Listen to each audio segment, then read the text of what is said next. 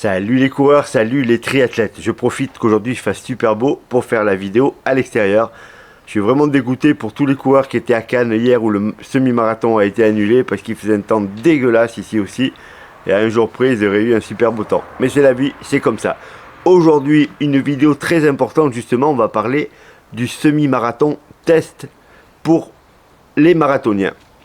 Alors vous allez me dire, mais c'était hier qu'on a fait les semi-marathons. Le 3, il y avait le semi-marathon de Paris, il y avait le semi-marathon de Blagnac, il y avait le semi-marathon un peu de partout en France. Sauf que le semi-marathon d'hier, c'est un marathon qu'on pouvait courir à bloc parce qu'il est en gros à 5 semaines. Alors hormis que si on a vraiment forcé, la semaine d'après elle est un peu compliquée, on peut tout à fait décider de courir là à bloc sans conséquence. Par contre, moi je vais vous parler aujourd'hui du marathon test à 3 semaines du marathon. Et là pour cette fois on va parler du marathon de Paris. Donc le marathon test, ça sera le 17 mars. Comment on l'organise? Qu'est-ce qu'on fait à l'intérieur? Alors déjà, comment on l'organise? Moi je vous conseille de même pas prendre un dossard sur une course pour pas vous laisser perturbé par tout ce qui se passe autour. Vous faites ça près de chez vous, vous trouvez un endroit plat. Alors je vous conseille de prendre une boucle de 5 km environ. Pourquoi une boucle? Ça va vous permettre de mettre au départ une petite table avec vos ravitaillements. Je parle de l'eau par exemple, vous mettez vos 3 petites bouteilles d'eau, vous allez faire des boucles de 5 bornes. En gros, vous allez vous retrouver comme en course avec un passage au ravito tous les 5 km. Donc on choisit un terrain plat. On choisit si possible un endroit où on pourra retourner plus tard. Pourquoi plus tard? Parce que ce semi-marathon de test, on va l'enregistrer, on va prendre son petit carnet d'entraînement, on va tout noter en détail. J'ai mis une petite photo sur Instagram si vous voulez aller voir d'une séance que j'ai analysée, que j'avais faite. Donc il est important de se retrouver à un endroit où on va pouvoir le refaire plus tard, car on s'en servira pour les préparations futures pour voir où on en est. Donc une boucle de 5 km, un parcours plat, un endroit où on peut retourner, et si possible, bien entendu, un endroit où il n'y a pas de voiture, pas de danger, bien entendu. Comment on fait ça? Alors, très important, on va se mettre en condition de course. On va se mettre exactement dans les mêmes conditions que le jour du marathon. C'est-à-dire, on va mettre la même tenue, on va emporter la totalité des gels qu'on va utiliser pour le marathon, pour que la charge soit la même. On va faire la recharge glycidique le vendredi et le samedi. On doit être exactement dans le même état que ce qu'on pourra être avec même encore un peu moins de fatigue le jour du départ du marathon. Et là, on va valider l'allure marathon. Et ça, c'est hyper important. C'est-à-dire, on va partir à l'allure à laquelle on doit courir le marathon de Paris. Pas plus vite, pas plus lentement. On va respecter l'allure sur l'ensemble du parcours, même si on est super bien, même si ce jour-là on se dit mais en fait j'ai des jambes de feu, je vais en profiter pour aller plus vite. On ne fait pas ça car on est en train de plomber sa course pour le marathon de Paris si on fait ça. J'ai préparé des tonnes de coureurs au fil des années, ceux qui ont respecté la séance ont fait des super marathons derrière. Ceux qui se sont enflammés ont eu des problèmes. J'en connais un qui est en face de vous, qui l'a fait qu'une fois, mais qui l'a fait la mauvaise fois. 2022, j'ai couru le marathon de Berlin en 2h45. J'enchaîne sur la préparation du marathon de Valence et je suis dans une forme incroyable. Et à 3 semaines du marathon de Valence, comme tous les coureurs, je décide de faire mon semi-marathon test. 4 km d'échauffement, tranquille, et j'attaque. J'attaque un tout petit peu plus vite que ce qui est prévu. Je dois courir à 3,53, 3,54. Je fais les 5 premiers kilomètres à 3,50. Mais je sens que j'ai des jambes incroyables. Alors j'accélère un peu, 3,47. 3,45. Au fil des kilomètres, je vais accélérer jusqu'au bout et je vais claquer un 1h19,08 incroyable. En me disant Michel, mais t'es dans une forme, mais c'est incroyable la forme que tu as. 1,19,08 à l'entraînement tout seul, mais tu vaux 1,18. Donc au marathon de Valencia, tu vas pas partir sur 2,44, tu vas plutôt partir sur 2,41, 2,42. Résultat, 3 semaines après, dès les premiers kilomètres, je sens que j'ai pas les jambes. Pourquoi? Parce que ce semi-marathon, il m'a entamé physiquement. J'étais dans mon pic de forme et au lieu de le conserver jusqu'à la course, je l'ai cramé ce jour-là.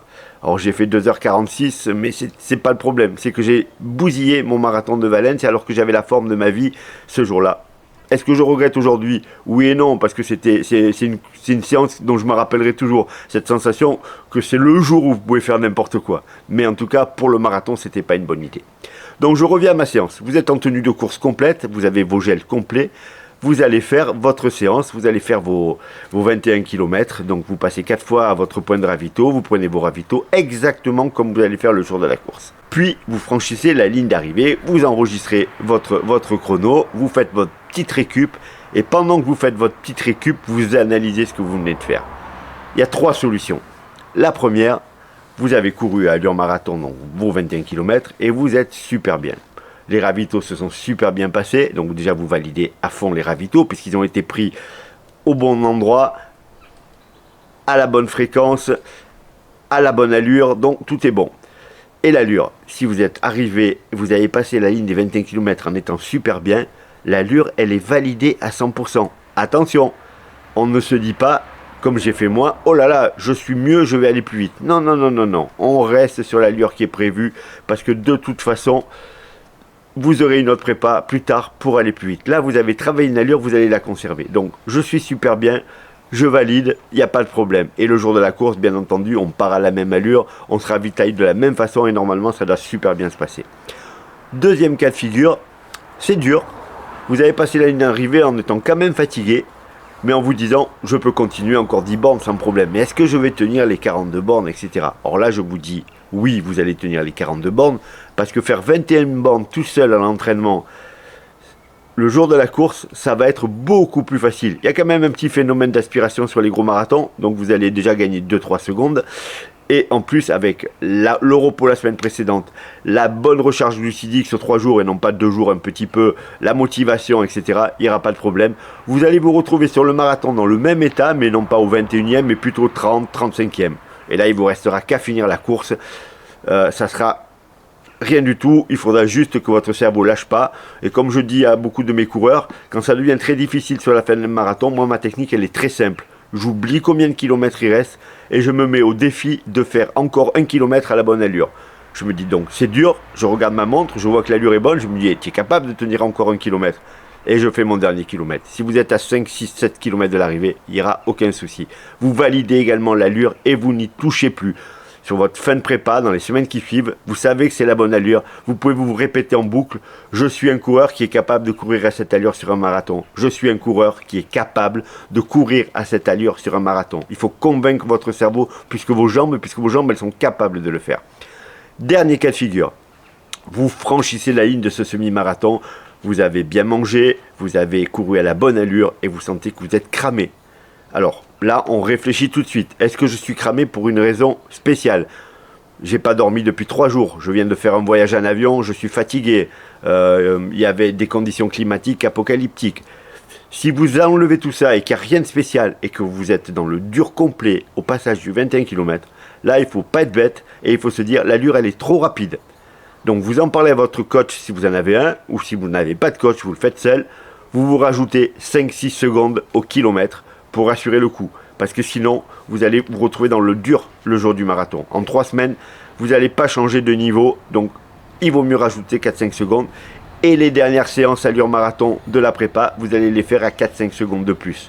Vous allez vite vous rendre compte que vous êtes beaucoup plus à l'aise et que grâce à ça, vous allez pouvoir aller au bout. Ça, c'est vraiment important. Hein. Donc, je répète, 3 cas de figure. Les 2 premiers, on conserve l'allure. Ni on l'augmente, ni on la change. On conserve l'allure qui est prévue parce qu'on a bossé pendant des semaines dessus.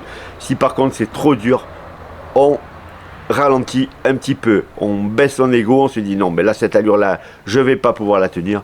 Je vais rajouter 4-5 km. Et puis en course, si jamais ce jour-là, vous avez des jambes de feu, et qu'au 30e, vous sentez que vous êtes bien. Mais les 10 derniers kilomètres, vous allez pouvoir vraiment accélérer et récupérer les petites secondes que vous avez perdues si vous pouviez le faire. Donc je répète, le semi à 3 semaines de la course, il est primordial pour valider une allure. Mais je le redis, pour que ça soit validé, un parcours plat, on a toute la tenue sur soi qu'on va utiliser le jour du marathon. On a tous les gels, on prend les 7-8 gels, même si on ne va en consommer que 3 sur le semi de test, mais on les trimballe pour être exactement dans les mêmes conditions. Si vous faites ça, si vous validez votre allure, vous allez pouvoir convaincre votre cerveau que vous êtes bon. Il y a trop de gens qui doutent de la possibilité d'aller au bout. Moi, j'ai des coureurs tous les jours qui m'appellent en me disant « Michel, tu es sûr que je vais tenir ?» Et là, je leur dis « On va voir avec le semi-test. » Donc, pour que ça soit validé, on ne va pas plus vite, on ne va pas plus lentement, bien entendu. Voilà les coureurs, voilà les triathlètes. Cette vidéo elle est importante, hein. Essayez de faire ça si vous l'avez jamais fait. Vous allez voir, ça va changer votre façon de voir la course. Ça va changer votre cerveau. Il va être convaincu que vous êtes capable de réussir. Parce que c'est ça le truc. Si votre cerveau n'est pas convaincu, il y a un moment donné dans la course où il va vous envoyer des messages négatifs en vous disant « Je te l'avais dit, tu n'es pas capable ». Le semi-validé à la bonne allure, à l'allure test du marathon, ben vous allez pouvoir lui dire « Hop, hop, hop, non, non, je suis capable ». Moi, j'étais super bien le jour du semi. Il n'y a aucune raison que je finisse pas mon marathon à cette allure. Voilà les coureurs, voilà les triathlètes. Je vous dis bon entraînement à tous. Bonne fin de prépa pour ceux qui sont sur le marathon de Paris ou le marathon de Milan, par exemple. Mais je suppose qu'il y en a un petit peu partout dans le monde. Et puis, on se retrouve très vite pour une nouvelle vidéo. Pensez à vous abonner, pensez à partager et à liker la vidéo si ça vous a plu.